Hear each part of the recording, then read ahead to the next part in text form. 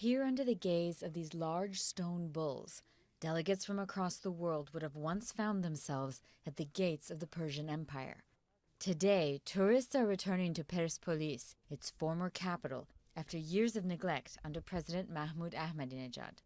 Many of them are finding a warm welcome.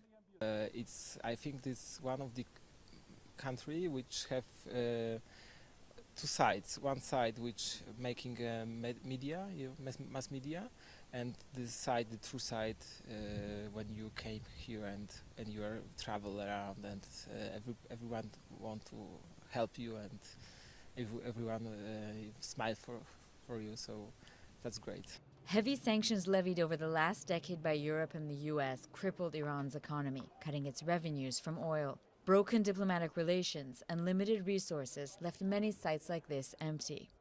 There have been much fewer tourists in the past few years, and the few that came weren't even buying anything.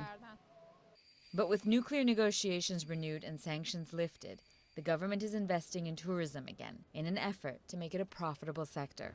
Tehran inaugurated a luxury passenger train this past month, whose maiden voyage was filled with Western tourists. I really think the people are very friendly. You get the wrong impression from the newspapers. The newspapers give the wrong side. Official figures show that at the end of March, tourism was up 35%, bringing in $6 billion since 2013. With 17 UNESCO-listed World Heritage Sites, Iran wants to draw 20 million visitors within a decade. For tourists, we have managed to resolve the visa issues. Now, except for one or two countries, most of them can get their visas at the airport.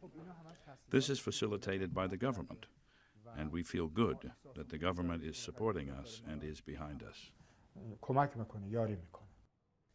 Success still depends heavily on official foreign relations and the outcome of ongoing nuclear talks. But for now, improved dialogue with the West is encouraging new visitors to come knocking at the door of this ancient empire.